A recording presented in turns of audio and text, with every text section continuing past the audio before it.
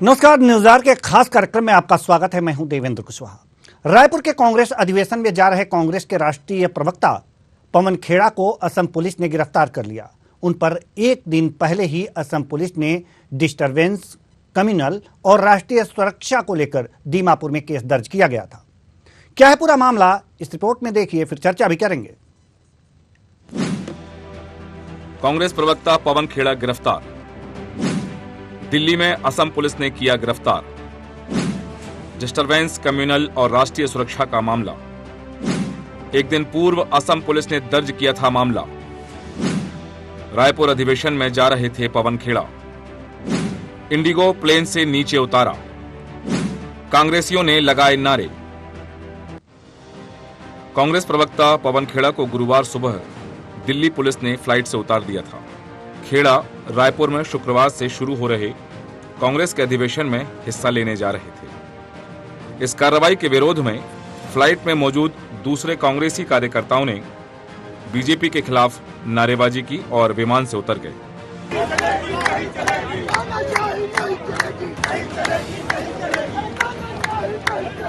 इस घटना के बारे में बताते हुए कांग्रेस प्रवक्ता सुप्रिया श्रीनेत का कहना है कि वे लोग रायपुर अधिवेशन में भाग लेने जा रहे थे, लेकिन अधिवेशन में बाधा डालने के उद्देश्य से यह कार्रवाई की गई है।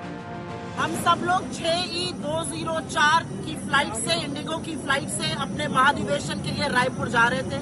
इस फ्लाइट में कम्युनिकेशन डिपार्टमेंट के जो हेड है पवन खेड़ा जी, वो भी हमारे साथ थे। इस फ्लाइट में हमारे जनरल सेक्रेटरी ऑर्गेनाइजेशन के सी वेणुगोपाल जी हैं, जनरल सेक्रेटरी रणदीप सिंह सुरजेवाला जी हैं। ऐसे तमाम लोग इस फ्लाइट में जा रहे थे।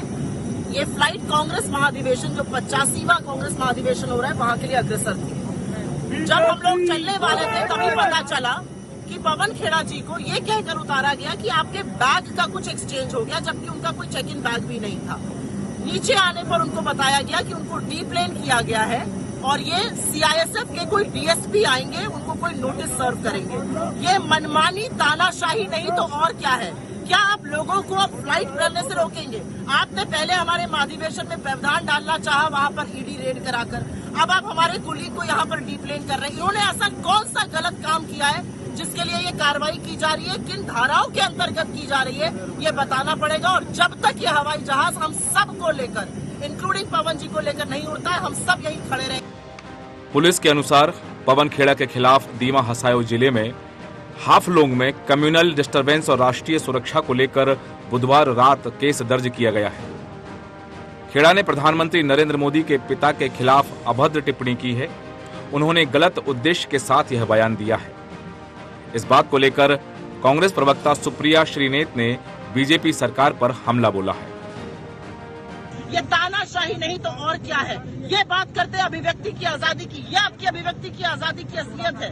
और अगर आपको एक्शन लेना ही है अब शब्दों पर, तो खूनी पंजा पर, कांग्रेस की विधवा पर, जर्सी गाय पर, 50 करोड़ की गर्लफ्रेंड पर, रेनकोट पहनकर नहाते हैं हमारे प्रधानमंत्री को कहने पर पहले नरेंद्र मोदी जी को गिरफ्तार करिए और फिर किसी के खिलाफ एक्शन लीजिएगा। निजी आक्षेप आप लगाते हैं। नेहरू का सरनेम क्यों नहीं यूज करते? जैसी ओछी बात भारतीय संस्कृति के खिलाफ आप बोलते हैं और हमारे नेताओं को यहाँ से अरेस्ट करके ले जा रहे हैं। एक स्लिप ऑफ टंग हुआ, उन्होंने अपने आप को करेक्ट किया। आपने तो पूरे होशो हवास में इतनी भद्दी और गंदी बातें कही हैं कि आप मुंह छिपाने लायक नहीं है। अब पवन खेड़ा को लोकल कोर्ट से परमिशन के बाद उन्हें असम लाया जाएगा। पवन खेड़ा की इस गिरफ्तारी से राजनीतिक गलियारों में गर्मी बढ़ गई। अब देखना होगा कि कांग्रेस प्रवक्ता की यह गिरफ्तारी क्या रंग लाती है। Special desk, न्यूज़आवर।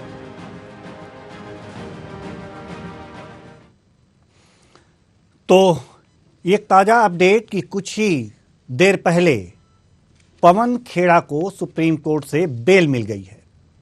कुल 3 घंटे में ही यह बेल मिल गई सुप्रीम कोर्ट से। आज इसी मुद्दे पर चर्चा करेंगे कि खेड़ा पर बखेड़ा हो गया है। मामला क्या है, क्यों असम पुलिस दिल्ली पहुंची और इनको गिरफ्तार किया गया, और फिर सुप्रीम कोर्ट से बेल मिलने के बाद इन्हें छोड़ दिया गया। तो कुल मिलाकर के हम ये कह सकते हैं कि एक बखेड़ा शुरू हुआ है पवन खेड़ा के गिरफ्तारी के बाद से। राजनीतिक गलियारों में ये बातें तेजी से फैल रही हैं और इस बात पर चर्चा हो रही है कि आखिर इन्होंने ऐसा क्या किया, क्या कहा। सवाल यह है कि इन्होंने जो कहा, क्या बीजेपी भी इस तरह की बातें करती रही है? सुप्रिया श्रीनेत, जो कि कांग्रेस की प्रवक्ता हैं, उन्होंने कहा है कि इस तरह के आक्षेप तो लगाए जाते रहे हैं। यह बताया जा रहा है कि पवन खेड़ा ने प्रधानमंत्री नरेंद्र मोदी को नरेंद्र गौतम मोदी कहा। बाद में उन्होंने सॉरी बोला, लेकिन अब सुप्रिया श्रीनेत का कहना है कि जैसा कि आपने अभी सुना कि 50 करोड़ की गर्लफ्रेंड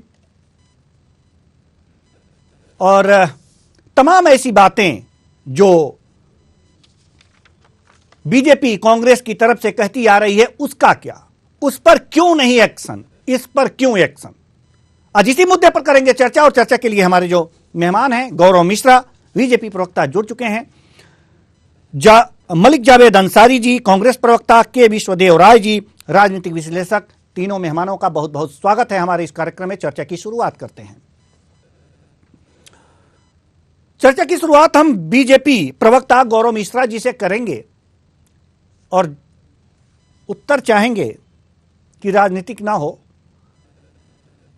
बात सुप्रिया श्रीनेत ने जो कहा कि अगर जो 50 करोड़ की गर्लफ्रेंड कहा जाता है किसी को,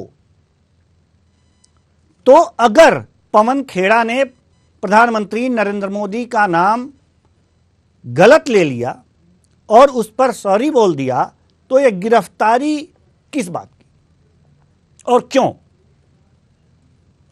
देखिए, इतिहास में पूर्व में यदि किसी ने कुछ बोला हो, इको कर रही आवाज मेरी थोड़ा सही कराइएगा देवेंद्र जी इसको। जी जी। किसी ने अगर कुछ बोला हो तो ये इस बात का अर्थ नहीं होता है कि ये ओपन लाइसेंस मिल गया, ये सर्टिफिकेट मिल गया कि जो मर्जी वो बोलेंगे और उसके खिलाफ कार्रवाई नहीं होगी। प्रश्न ये उठता है कि किस तरह से और किस प्रकार से, किस मंतव्य से ये बातें बोली गई है। प्रधानमंत्री जी पूरे देश के प्रधानमंत्री हैं और पूरे विश्व में भारत का प्रतिनिधित्व करते हैं, और आज पूरा विश्व प्रधानमंत्री मोदी जी के का जो एक प्रतिष्ठा है, जो उनका व्यक्तित्व है, उसका अनुसरण करता है। आपने देखा होगा पूरे दुनिया में, चाहे यूक्रेन रूस का वार हो या विश्व में कहीं भी आवश्यकता हो, तो एक संकट मोचक के रूप में मोदी जी को याद किया जाता है। आज पाकिस्तान के अंदर भी मोदी मोदी हो रहा है, और भारत के अंदर मोदी को कैसे अपमानित किया जाए, कैसे उनका मानमर्दन किया जाए, बड़े धृष्टता के साथ और बड़े ही चालाकी के साथ, कुटिलता के साथ कांग्रेस प्रवक्ता ने उनके स्वर्गीय पिताजी का नाम लिया और एक ऐसे व्यक्ति का नाम जोड़ा जो देश के एक कारपोरेट है, उद्योगपति है, और सदन के अंदर उनके नेता बार बार अपने भाषण में उनका नाम लेते रह गए, राहुल गांधी जी, लेकिन कोई प्रमाण नहीं दे पाए। देखिए, नाम लेना एक विषय होता है, लेकिन नाम लेकर के किसी अपराध के प्रति ये साबित करना है कि ये व्यक्ति अपराधी है, उसके लिए सबूत की आवश्यकता होती है। लेकिन ऐसा कहीं कोई सबूत इनके पास है नहीं। लेकिन जिस तरीके से पवन खेड़ा ने उनके स्वर्गीय पिताजी का नाम गौतम अडानी से जोड़ करके धृष्टता के साथ मुस्कुराते हुए और उसके बाद धीरे से कन्नी कटा करके सॉरी बोलते हुए निकल गए, तो एक बात ये समझ लें, अभिव्यक्ति की आजादी का अर्थ ये नहीं होता है कि भारत तेरे टुकड़े टुकड़े गैंग के साथ वो खड़े होंगे, कार्यवाही नहीं होगी। जब जो मर्जी आएगा वो बोल देंगे, कार्यवाही नहीं होगी। प्रधानमंत्री मोदी जी के साथ पूरे देश के 140 करोड़ जनता की भावना जुड़ी हुई है, और उसी के तहत कार्यवाही उनके ऊपर हुई है। जी ठीक है, हम आपके पास आएंगे। मलिक जावेद अंसारी जी। जी, मैं यही कहना चाहूंगा कुशवाहा जी, देश में अमृतकाल की भाजपा बात कर लेती है, लेकिन अमृतकाल नहीं, यहाँ पे अघोषित आपातकाल और मित्रकाल चल रहा है। मित्रकाल पे सवाल करते हैं, मित्रों पे सवाल करते हैं, तो राहुल जी की डिबेट को पार्लियामेंट से एक्सपंज किया जाता है, काट दिया जाता है। दूसरी बात मैं इनसे कहना चाहूंगा, इन्होंने लंबा चौड़ा भाषण दिया कि विश्व में ये हो रहा है, विश्व में ये हो रहा है, डंका बज रहा है, मोदी जी ने ये कर दिया, वो कर दिया। तो 7 लाख करोड़ जो है अडानी के क्यों डूब गए? डंका बज रहा था तो क्यों डूब गए? एक रिपोर्ट से डंक सारे 7 लाख करोड़ रुपया डूब गया। ठीक है, रुपया डूब गया ये अलग बात है, लेकिन मैं बता रहा हूँ ना जी, मैं आ रहा हूँ जी 7 लाख करोड़ रुपया डूब जाता है। अडानी जी की कंपनी के सीईओ आके कहते हैं, सीएफओ, कि ये देश पे हमला है, देश पे हमला है, मोदी जी इतने बड़े नेता है तो देश पे हमला हो रहा है तो कार्रवाई क्यों नहीं हो रही है। दूसरी बात मैं कहना चाहूंगा, ऐसी इमरजेंसी है जो कि डिक्लेयर नहीं है लेकिन हो रही है। अभी एक लोक गायिका ने एक गीत लिख दिया, उस पे उत्तर प्रदेश की पुलिस ने नोटिस भेज दिया। ईडी के कम से कम आधा दर्जन से ज्यादा नेताओं पे छापे पड़े हैं छत्तीसगढ़ में। हमारा अधिवेशन हो रहा है, इसको ये ड्रेल करने की कोशिश कर रहे हैं लेकिन कर नहीं पा रहे। और दूसरी बात मैं कहना चाहूंगा, पिछले 8 सालों में ईडी ने 95% जो छापे मारे हैं वो विपक्षी नेताओं पे मारे हैं। ठीक है, लेकिन सवाल यहां पर यह है कि पवन खेड़ा जी ने प्रधानमंत्री का नाम नरेंद्र गौतम मोदी लिया, तो उन्होंने तो कहा था ये स्लिप से गलती से हो गया, फिर क्या प्रॉब्लम है। और इनके केंद्रीय मंत्री हैं अनुराग ठाकुर, उन्होंने कौन सा नारा दिया था, क्या कार्रवाई हुई बताइए। अगर इतने ईमानदार हैं आप, देश को खतरा हो रहा है तो खतरा तो आप कर रहे हैं। फिर गोली मारो देश को और गद्दारों को, क्या कार्रवाई की आपने। रोज भड़काऊ भाषण आपके नेता देते हैं, क्या कार्रवाई होती है आपके नेताओं पे बताइए। एक उदाहरण दे दीजिए जहाँ पे भाजपा के नेता को आपने जेल में डाला हो। ठीक है, ठीक है। के विश्वदेव राय जी राजनीतिक विश्लेषक हैं, हमारे साथ जुड़े हुए हैं। जी राव साहब, हम आपसे जानना चाहते हैं कि ये जो घटनाक्रम चल रहा है, जैसे कि पवन खेड़ा ने प्रधानमंत्री नरेंद्र मोदी का नाम गलत लिया और उन्हें गिरफ्तार कर लिया गया, जी क्या कहेंगे इस घटनाक्रम को देखते हुए, इस राजनीतिक घटनाक्रम को।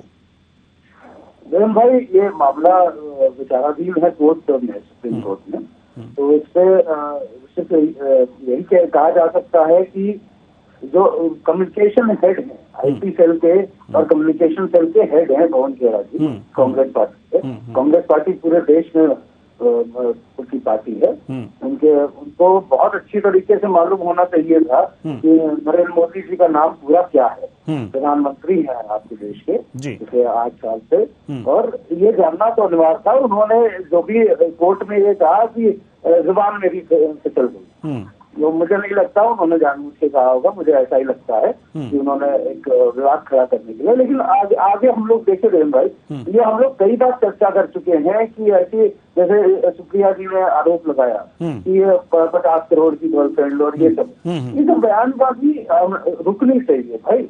ये एक राजनीतिक मंच जो है राजनेताओं के लिए, ये अभद्र भाषा के लिए नहीं है। बिल्कुल, इसमें सच्चा लानी चाहिए। तो बहुत समय हो गया, हम लोगों ने पिछली बार जब भाजपा की कार्यकारिणी बैठक हुई थी तो उसमें किरण रिजिजू साहब ने एक बयान भी दिया था कि हम इस अभद्र भाषा का विरोध करते हैं, हम आज के बाद इस्तेमाल नहीं करेंगे। तो मुझे लगता है भाजपा और कांग्रेस और सभी पार्टियों को, जहाँ तक की डिफेमेशन केस कितने हुए हैं, पिछली बार लोगों ने जाके माफी मांग ली है, बयानबाजी करते एक दूसरे पर कीचड़ उछालेंगे तो एक दूसरे के कपड़े ही मैले होंगे, तीसरे के नहीं होंगे।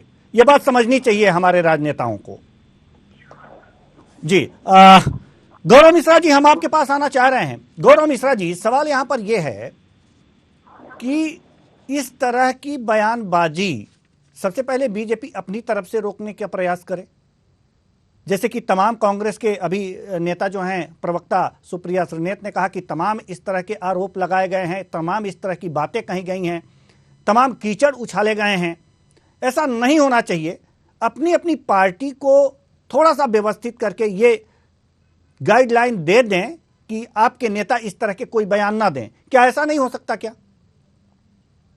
जी, हम इसी पक्ष में हैं और हमारी पार्टी समय समय पर संगठनात्मक स्तर पर इस मर्यादा के पालन के लिए गाइडलाइन भी जारी करती है, और हमारे यहाँ का संस्कार भी किसी के ऊपर इस तरीके से बोलने का नहीं है। फिर भी यदि कोई बोलता है तो वो गलत है और उसके खिलाफ कार्रवाई होनी चाहिए। लेकिन इसका अर्थ ये नहीं है कि किसी भी दल का कोई भी व्यक्ति अपनी मर्यादा को पार करके जब किसी के ऊपर कीचड़ उछालता है तो वो उसको लाइसेंस मिल गया कि वो जो चाहे वो बोल सकता है किसी दूसरे के ऊपर। मुझे लगता है कि एक जो मर्यादित लाइन है, जब आप किसी दल के प्रतिनिधि हैं, किसी दल को रिप्रेजेंट कर रहे हैं, तो आप पूरे देश में अपने पार्टी का पक्ष रख रहे हैं, और वहां पर जब आप अमर्यादित, हीनतापूर्ण, दुष्टतापूर्ण जब बयान देते हैं तो निश्चित रूप से पूरी पार्टी जिम्मेदार होती है। और समय समय पे आपने देखा होगा कि किस तरीके से नेताओं ने अपना बयान दिया और पार्टी ने अपना कंडी काट लिया, धीरे से बच निकले कि ये तो उनका निजी बयान है। मुझे लगता है कि इन चीजों से अब प्रतिबंध लगना चाहिए और कहीं न कहीं इन्होंने आज सुप्रीम कोर्ट में माफी भी मांगा है, यानी कि उन्हें स्वीकार किया, ये अपराध उनसे हो गया है, ये उन्होंने स्वीकार किया। और प्रधानमंत्री मोदी जी लोकप्रिय नेता है, देश के सर्वाधिक लोकप्रिय नेता है, और ये अभी बात कर रहे थे। ठीक है। दूसरे, अरे किशोर कुमार ने तो केवल गाना गाया था, जो एक महान गायक हमारे देश के रहे, और उनको जेल में बंद करा दिया था इंदिरा जी ने। तो कम से कम अपने इतिहास को देखे कि एक गायक को उठा के बंद करा देने वाले लोग आज भारतीय जनता पार्टी के ऊपर प्रश्न उठा रहे हैं। और हमारे प्रधानमंत्री जी को चौकीदार चोर है ऐसे शब्दों का प्रयोग किसने किया था? और आज भी वहां पर मोदी तेरी कब्र खुदेगी इस तरह के स्लोगन कौन लगा रहा था? सैकड़ों यात्रियों को के जीवन को खतरे में किसने डाला? तो ये जो बपौती समझते थे देश को, देश की सारी संस्थाओं को, अब वो चीजें टूट रही है। तो आज ये बेचैनी में, हताशा में, ईर्ष्या और जलनवश इस तरह के हथकंडे अपना रहे हैं। देवेंद्र जी, जावेद जी, सवाल आपसे ये है कि राष्ट्रीय प्रवक्ता हैं आपके पवन खेड़ा जी, और जैसा कि अभी राव साहब ने कहा कि क्या आपके राष्ट्रीय प्रवक्ता को प्रधानमंत्री का पूरा नाम मालूम नहीं है? कैसे हो सकता है ये? हाँ, बिल्कुल सही है। ये कैसे हो सकता है कि हमारे देश के प्रधानमंत्री नरेंद्र मोदी को राष्ट्रपिता का पूरा नाम याद नहीं है? बताइए। मोहनलाल कहा था उन्होंने मोहनदास को, बताइए। प्रधानमंत्री को राष्ट्रपिता का नाम नहीं पता? प्रधानमंत्री तो बदलते रहते हैं, राष्ट्रपिता तो एक ही रहेगा। अगर इनको राष्ट्रपिता बदलना है तो बदल दे, हिम्मत है तो बदलिए। प्रधानमंत्री ने तो सारे मानक बदले हैं देश की राजनीति के। प्रधानमंत्री का कहिए तो मैं बयान प्ले कर देता हूँ। राष्ट्रपिता के बारे में क्या कहा था? नाम गलत लिया था उन्होंने, सारे इतिहास गलत बताते हैं देश के प्रधानमंत्री। तो मानक तो प्रधानमंत्री तय करते हैं देश के, इनके मंत्री तय करते हैं। और ये हम पे चिल्ला रहे हैं कि हमने आपातकाल, अरे आज का आपातकाल बताओ ना। एक गायिका ने गीत लिख दिया, आपने नोटिस भेज दिया उत्तर प्रदेश पुलिस ने। जहाँ तो हम ये भी कह सकते हैं, आप ये भी कह सकते हो कि हम विपक्ष में इसलिए आरोप लगा रहे हैं, आप तो नागरिकों को जेल में डालने का काम कर रहे हो। बताइए क्या गाने में गलती थी, क्यों नोटिस दिया आपने? सबसे बड़ा आपातकाल तो ये है। ठीक है। जैसे चर्चा होती है मुद्दों की, वैसे ही ये कुछ ना कुछ देश में हंगामा करने की कोशिश करते हैं। अब ये कांग्रेस के अधिवेशन से इतने डर गए हैं कि वहां पे भी छापे मार रहे हैं। छापे मारने से जिसने शेयर मार्केट को मैनिपुलेट किया, वहां पे छापे मारेंगे थे। हेराफेरी हुई है। सुप्रिया सुनेत जी ने ये कहा है, सुप्रिया सुनेत जी ने ये कहा है कि अभिव्यक्ति की आजादी का गला घोटा जा रहा है। सहमत हैं आप उससे? बिल्कुल सहमत हूँ। अभी ये मैं आपको एग्जाम्पल देता हूँ। राहुल जी ने संसद में बयान दिया, उनको सारे काट दिया गया, सारे नेताओं के बयान काटे जा रहे हैं। ठीक है। संसद में एक्सपेंस किए जा रहे हैं बयान। चलो विश्वदेव राय जी, अभिव्यक्ति की आजादी क्या है? काटे जा रहे हैं बयान को। क्या अभिव्यक्ति की आजादी में इस तरह के कीचड़ जो उछाले जा रहे हैं भारतीय राजनीति में, वो आता है? हम आपसे समझना चाहेंगे। तो मैं पहले तुम्हें बता दूं आपातकाल के बारे में। आपातकाल इंदिरा गांधी जी के समय जब आया था ना, तो उस समय जनमानस भी परेशान हो गई थी। जनता जनार्दन को जेलों में ठूस दिया गया था। उनके साथ क्या क्या उत्पीड़न हुआ था, ये वर्णन करने में रोंगटे खड़े हो जाते हैं। आप समझिए पहले प्रवक्ता साहब जो बोल रहे हैं, उस आपातकाल में लिखने पढ़ने की आजादी नहीं थी। आज तो फिर भी आप प्रवक्ता के तौर पे टीवी चैनल पे हमारे सामने बोल रहे हैं, हमसे बात कर रहे हैं। उस समय टीवी चैनल नहीं थे, अखबार में लिखना पढ़ना भी नहीं हो पाता था। सेंसरशिप लागू थी, बिना पूछे कोई शब्द, कोई स्टोरी नहीं जा सकती थी। जी, मैं गवाह हूँ, मेरे पिताजी गवाह हैं इन सब चीजों के। जी, तो मैं जानता हूँ ये सब। दूसरी बात, आप जो बात कर रहे हैं कि नाम गलत लिया या बयानबाजी गलत हुई, हम विरोध करते हैं इसका। हम खुद चाहते हैं कि नेता लोग ऐसी बयानबाजी ना करें। लेकिन भाई ये बात आपने भी कही है कई बार, सार्वजनिक मंच से भी कही है, चैनल के माध्यम से भी कई बार कही है कि ये बयानबाजी हम लोगों को खुद नीचा कर देती है, हमारे स्तर को, राजनीतिक स्तर को कितना नीचा गिरा दिया। अब आप समझिए डिफेमेशन केस कितनी बार हुए। अरविंद केजरीवाल मुख्यमंत्री है दिल्ली के, उनको माफी मांगनी पड़ी, उन्होंने जाके माफी मांगी कोर्ट में। राहुल गांधी साहब के ऊपर गुजरात में डिफेमेशन केस हुआ, उसको हटा दिया गया, उन्होंने एक लिख के दे दिया कि नहीं मैंने गलत बोला था, मुझे नहीं बोलना है। तो ये सब बातें क्यों बोलनी है? अगर आपको आगे जाके इसको वापस लेना है तो भाई अपनी शुचिता बना के रखिए। ये कोई तरीका नहीं हुआ भाई, मतलब आप बेहतर समझ सकते हैं कि ये सब बयानबाजी नहीं होनी चाहिए। जी, ऐसी बयानबाजी नहीं होनी चाहिए, लेकिन ऐसी बयानबाजी हुई और बीजेपी ने उसका लाभ उठाते हुए रायपुर अधिवेशन में जा रहे पवन खेड़ा को जहाज से उतार करके गिरफ्तार किया। तो क्या कांग्रेस ये भी तो कह रही है गौरव जी कि ये गिरफ्तारी इसलिए हुई है कि जो रायपुर में महाधिवेशन चल रहा है उसमें उस महाधिवेशन में कुछ व्यवधान उत्पन्न किया जाए, चाहे ईडी के छापे हों या फिर ये पवन खेड़ा की गिरफ्तारी हो? क्या कहेंगे आप? देवेंद्र जी देखिए, देवेंद्र जी ईडी के छापे अपने रेगुलर कोर्स में, ईडी एक स्वायत्त संस्था है, वो कर रही है, और जो पकड़े जा रहे हैं वो आर्थिक अपराध में लिप्त है, उसके प्रमाण मिल रहे हैं, उनके यहाँ से तमाम सारे दस्तावेज और नकदी ये सब सारी चीजें पकड़ी जा रही हैं। तो वो उसमें लिप्त है, वो ईडी तय करेगी, न्यायालय तय करेगा। रही बात इनके अधिवेशन की, तो इनके अधिवेशन से भारतीय जनता पार्टी को कोई लेना देना नहीं है। ये वही पार्टी है जो अभिव्यक्ति की आजादी के नाम पर अपने ही अध्यक्ष को उठा करके फेंक देती है, कमरे से बाहर फेंक देती है, अपने ही पूर्व प्रधानमंत्री को अपमानित करती है, उनको अंतिम समय जाने के बाद भी सम्मान देने का काम नहीं करती है। तो अभिव्यक्ति की आजादी इनको अपने शर्तों पर चाहिए, देश को गुलामी के अवसर पे चाहिए, देश को बंटवारे की कीमत पे चाहिए। इनको अभिव्यक्ति की आजादी, देश की 140 करोड़ जनता के सम्मान के साथ इनकी अभिव्यक्ति की आजादी नहीं जुड़ी रहती। इनकी अभिव्यक्ति की आजादी तानाशाह प्रवृत्ति से जुड़ी रहती है। और जैसा कि अभी राजनीतिक विश्लेषक महोदय ने बताया, इमरजेंसी के काल में पूरा देश त्राहिमाम हो गया था, पत्रकारों को मार मार करके बंद कर दिया गया, जबरदस्ती नसबंदी करा दी गई। ये चले हैं अभिव्यक्ति की आजादी की लड़ाई लड़ने के लिए। आज यही कारण है कि जनता ने इनके असली रूप को समझ लिया है और इनके असली सच्चाई को समझते हुए ही इनको कॉर्नर करके बिठाया हुआ है। और समय समय पर ये इतना रंग रूप बदल करके नए लॉन्चिंग पैड पर आकर के तरह तरह के खेल खेल रहे हैं, इससे कुछ होना जाना नहीं है। लेकिन एक बात का संकेत स्पष्ट है कि अब अभिव्यक्ति की आजादी के नाम पर आप कुकृत्य नहीं कर सकते, गलत खेल नहीं खेल सकते, समाज में वैमनस्यता और हिंसा और दंगे को प्रमोट नहीं कर सकते। कानून अपना काम करेगा। जी मलिक जावेद जी, और एक चीज और जोड़ेंगे देवेंद्र जी, जिस समय इनको प्लेन से उतारा जा रहा था, वहां पर जो आम यात्री थे उन लोगों ने भी इनके ऊपर छींटाकशी किया है, इनको कॉर्नर किया है, वहां पर अपशब्दों का इस्तेमाल किया है इनके इस कृत्य के कारण, क्योंकि प्रधानमंत्री मोदी जी के खिलाफ इन्होंने अपशब्दों का इस्तेमाल किया था, उनके पिताजी के नाम को लेकर के अपशब्दों का इस्तेमाल किया था। तो उसकी सजा आम समाज में भी इनको मिल रही है। ठीक है मलिक जी आप कुछ कहना चाह रहे थे? कितना लंबा भाषण दिया इन्होंने और आपातकाल कहाँ जोड़ दिया। आज की बात नहीं करते हैं ये, आज की बात इसलिए नहीं करते क्योंकि सच्चाई सामने आ जाती है और इन्हें सच से डर लगता है। सच्चाई यही है कि मोदी जी ने देश बेच दिया है, देश की संपत्ति बेच दी है। आप कह रहे हैं लोकप्रिय नेता, किस बात से लोकप्रिय नेता? भुखमरी में 107 नंबर पे 121 देशों की सूची में।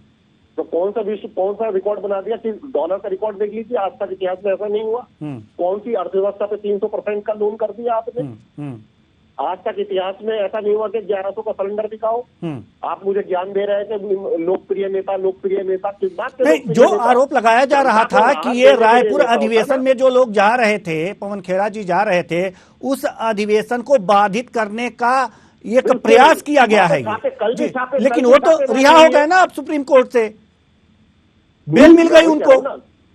इंटरिम बेल मिली है अभी, तो रेगुलर बेल नहीं मिली है, इंटरिम बेल मिली है। दूसरी बात मैं कहना चाहूंगा, ये इतने ईमानदार है, जहाँ छापेमारी हो रही है, गलत किया तो पकड़े जाएंगे। एक नंबर ग्रुप जो था शिवसेना नेता, 11 MLA थे उनके ईडी सीबीआई के सारे केस थे। अब कहाँ है आपकी सीबीआई ईडी? बताइए। आप शुभेंदु अधिकारी थे टीएमसी में, अब वो बीजेपी बना गया, कहाँ है आपकी ईडी?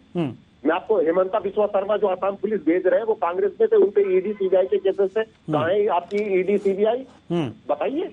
ठीक है, आप ईमानदारी से काम करिए, हमें कोई आपत्ति नहीं, काम करेगा। सुप्रीम कोर्ट ने राहत दी है, ये करारा चोट है इनके गलत कार्यों पे, गलत फैसलों पे।